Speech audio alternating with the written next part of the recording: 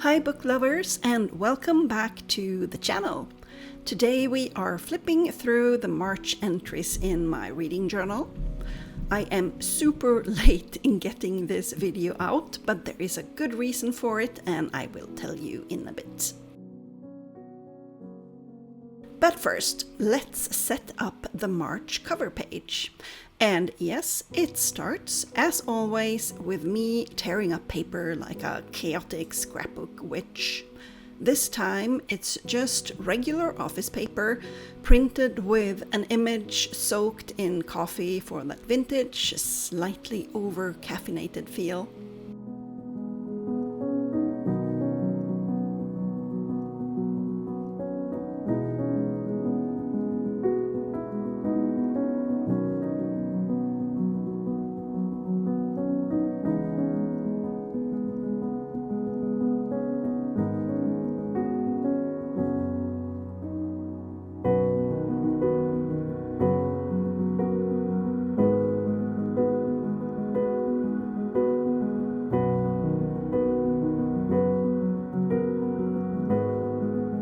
I finally treated myself to a quick cutter. No more dragging out the mat and the carpet knife like I'm preparing for battle. I am moving up in the journaling world, people.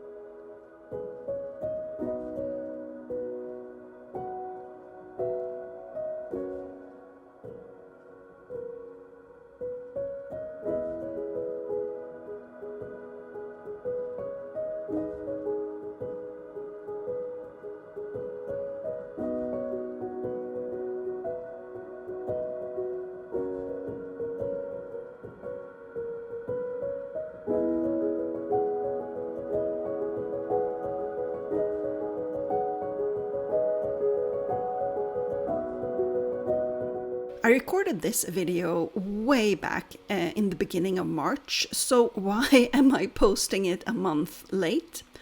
You see, at the beginning of March, I started writing a novel and got completely sucked into it.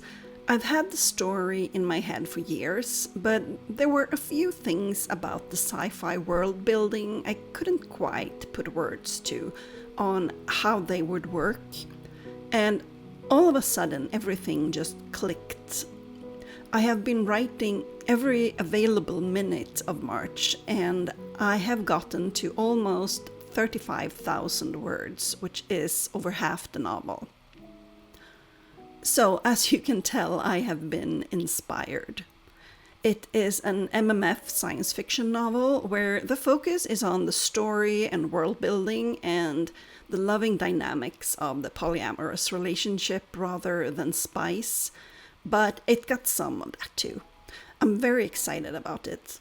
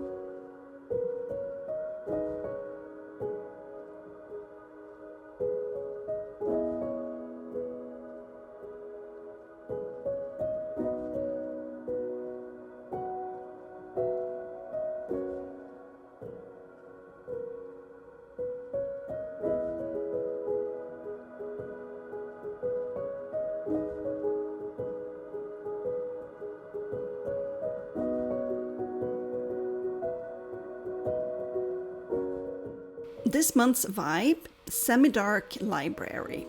Think wormwood, hidden nooks, secret letters, cozy, mysterious, and just a little dramatic. Kind of like March in Sweden, actually. It's still cold and a bit grimy, but you can feel the light creeping back in. I picked 3 images that give me all the hopeful spring feelings and topped it off with a tiny rub-on envelope stickers, because why not?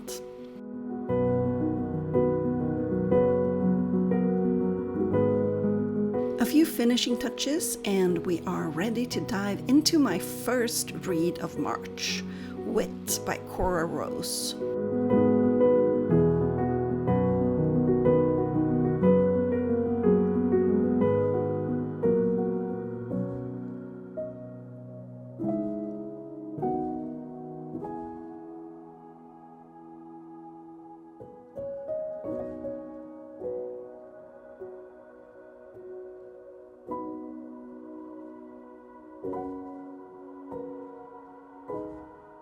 This one came out in 2022 and absolutely blew up in my book groups.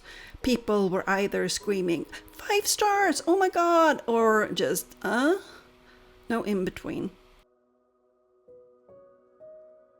So, Wit. It's the first in the Unexpected series, which, spoiler, heavily features the gay for you trope. This one has college roommates, bi awakening, sudden obsession, secrets, a 3rd act breakup, because of course it does, and a 5 years later epilogue. If that sounds like a checklist, yeah, it kind of is. They goof around, there's a generous helping of spice. I gave it 4 stars because I had fun while reading it. But if you ask me now what actually happened in the plot, I have no idea.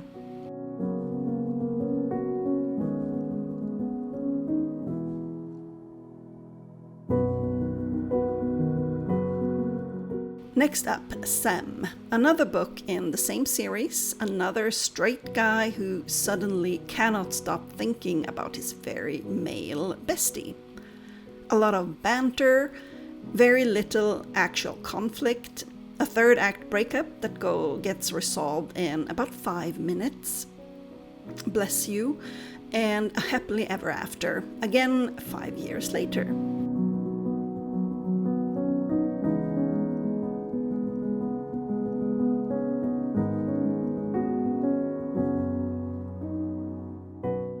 Honestly, I liked this pair better. Let's just say certain specific kinks were involved and leave it at that.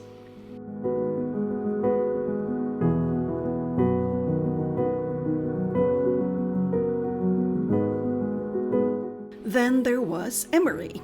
Still the same series, now we're dealing with stepbrothers. A blizzard, childhood trauma, and hints of neurodiversity. Basically a fiction writer's dream board. It teases a lot of emotional depth, but never quite goes there. Still enjoyable, just no bullets fired from Chekhov's gun, if you know what I mean.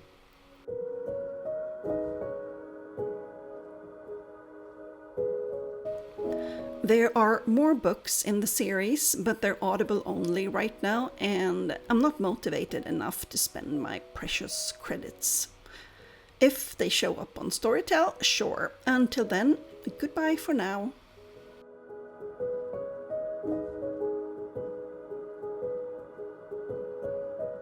Now for a couple of rereads, starting with the Cabrini law books. Lawyers, they're bad boys, what's not to love? In Risk Assessment, we meet Elliot, a lonely, by-the-book lawyer who gets stranded on the roadside, only to be rescued by Lucas, a hot, motorcycle-riding ex-con mechanic who just so happens to hate lawyers. Because of course he does. They work it out over the course of 5 hours, as do you. Murder, A Forethought is where things go full action movie. My fave lawyer, Maxim, steps into an interrogation room to represent a guy accused of murder. He gets him out in minutes because he's brilliant, and suddenly they're both on the run after an assassination attempt. Also tagging along, Maxim's teenage neighbor, because nothing says romantic tension like a grumpy teenager in the backseat. So yeah, March was fun, but nothing really blew me away. No clear winner that deserves to go on my top 12 of the year. But because I am the all-powerful creator of this journal and I make the rules, I've decided to cheat. I am borrowing The Tragedy of Felix and Jake, a 5-star read from February, and crowning it the official best read of March. No regrets. That's it for my March reading recap. Thanks for hanging out with me. Don't forget to like, comment, or just tell me what you read this month. See you in the next one. Bye!